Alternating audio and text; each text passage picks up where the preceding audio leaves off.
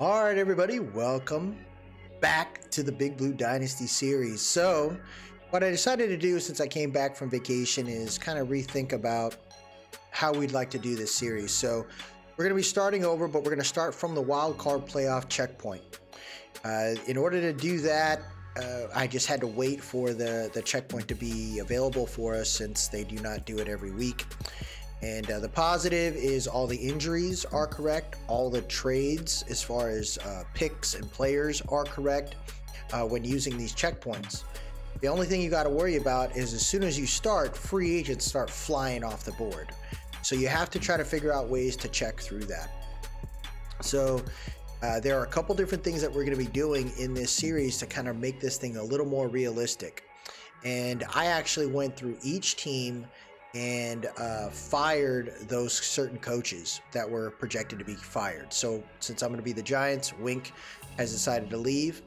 I also went ahead and updated a couple players like Jameis Winston, released him since he's probably not going to be with the Saints based on what he just did at the end of that Falcons game.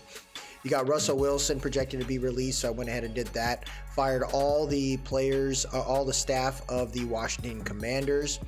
I released potentially Jake Browning as he's probably going to find a new home outside of the Bengals. Tyler Boyd, because I want to see what they're going to do potentially with T. Higgins. Tyler Boyd and T, they're not going to sign both.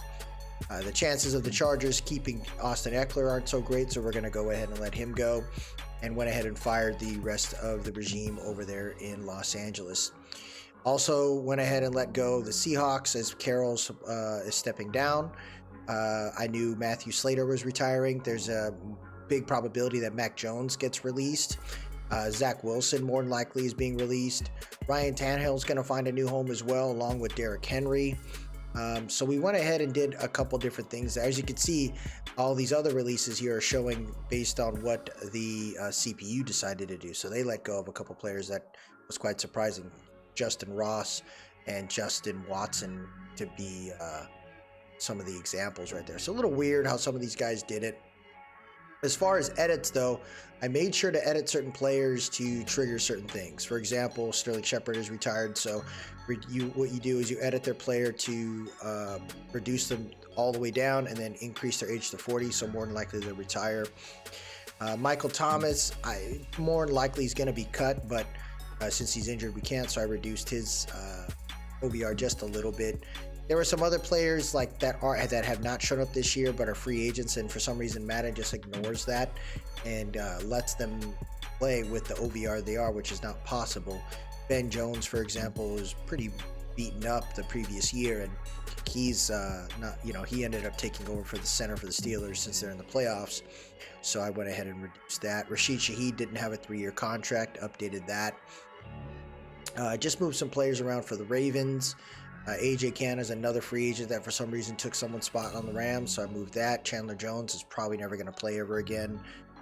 Andrew Norwell. Teddy Bridgewater is supposed to retire at the end of the year, so fix that. Taylor Lewan is retired, but he says he's playing, but really no one's going to pick him up, and they kept him as a 79 overall in Madden, so to prevent any off-season crap, I went ahead and reduced him all the way down. Joe Sherbert, O'Shane Ximines, Sam Darnold just a little bit.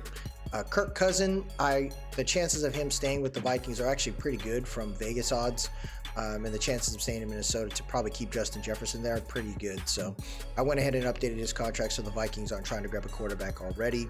Baker Mayfield, huge probability of him staying with the Bucs, so I went ahead and just added another year for him, gave him about $20 million a year for that contract.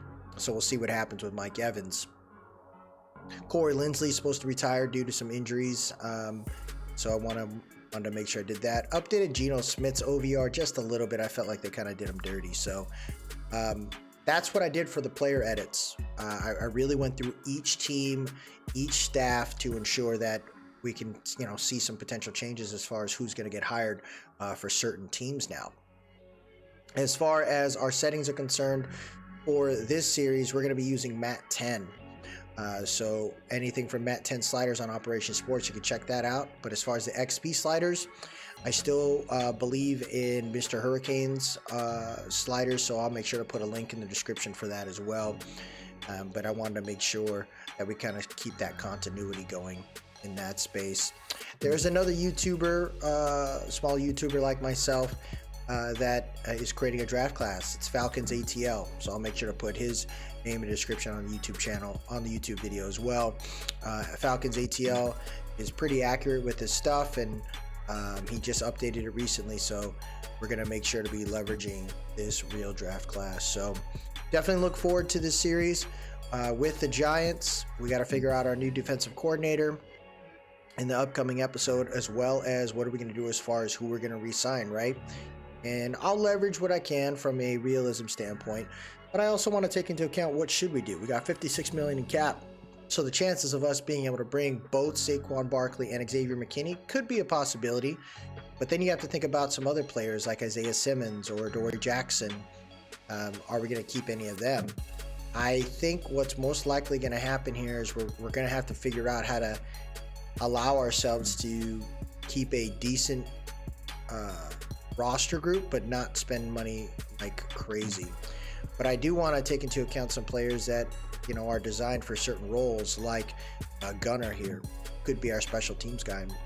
I may lean into that, especially with what he's going to cost. It isn't too crazy.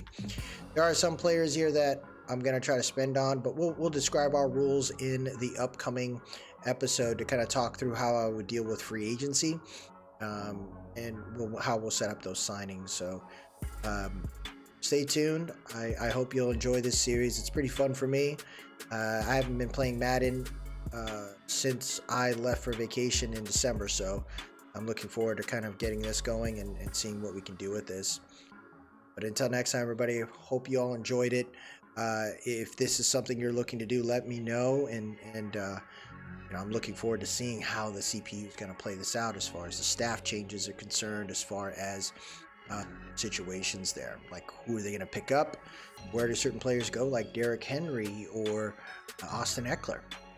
Definitely looking forward to seeing some of the changing of the landscape now in this upcoming series. So appreciate it. If you like what you saw, please drop a like, leave a comment, and most importantly, subscribe to keep up with the series.